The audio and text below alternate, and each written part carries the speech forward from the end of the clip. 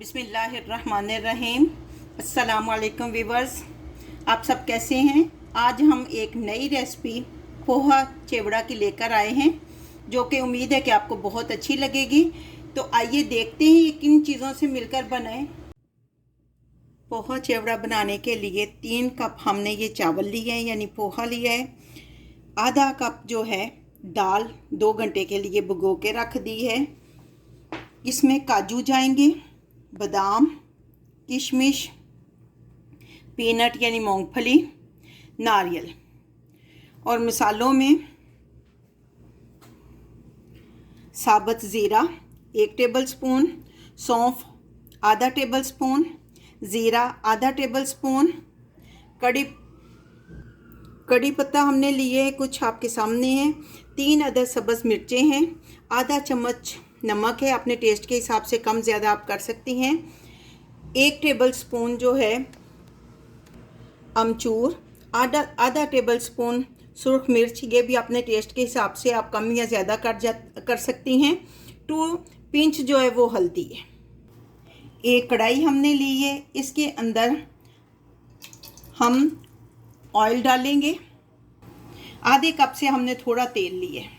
Oil गर्म हो जाए तो सबसे पहले हम इसमें दाल डालेंगे और अच्छी तरह इसको इसमें फ्राई करेंगे। ये देखें 3 से 4 मिनट में हमारी दाल जो फ्राई हो चुकी है। अब हम इसको बाहर निकाल लेंगे।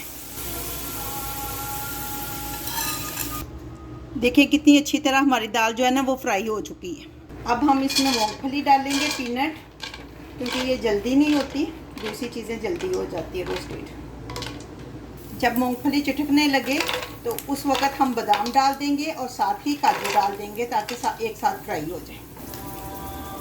ये फ्राई हो चुके हैं, अब हम इसको निकाल लेंगे। इन सारी चीज़ों को एक ही जगह हमने निकाल लिया है, क्योंकि सबको फिर इकट्ठे ही मिक्स करना है।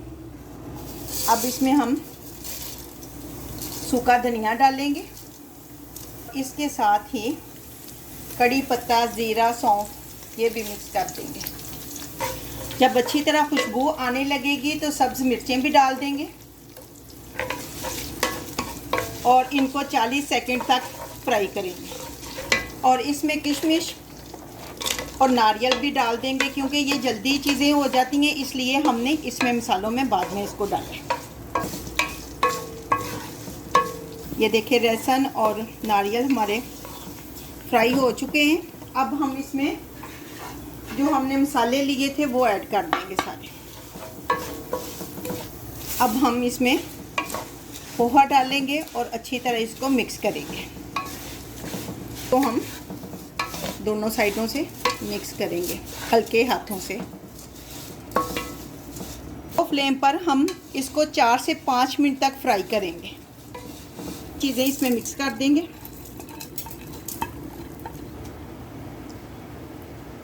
और 3 टेबलस्पून हम चीनी डालेंगे इसमें। अगर आपको पसंद है तो डाल लें, मुझे तो अच्छी लगती है। तो इसको अच्छी तरह मिक्स करेंगे। लेंगे हमारा पोहा चिवड़ा बनकर तैयार है। अब हम इसको डिश आउट करेंगे। इसकी पहचान क्या है कि ये कैसे पता चलेगा आपको, इसको लेके ये जो चावल हैं इनको आप अपने हाथों पे मसलेंगी तो बिल्कुल चूरा हो जाएगा। तो उसकी निशानी ये है कि अच्छी तरह फ्राई हो चुके हैं। अभी गर्म है, वरना मैं आपको करके दिखा देती हूँ। ले जी, हमने इसको डिश आउट कर दिए। आप भी बनाएं, एयर टाइट डब्बे में रखें तो 1 माह तक सेफ रह सकता है। बाहर जाएं तो साथ आप ले जाएं रास्ते में खाने के लिए, और वैसे भी चाय के साथ बहुत अच्छा मज़ा देता है।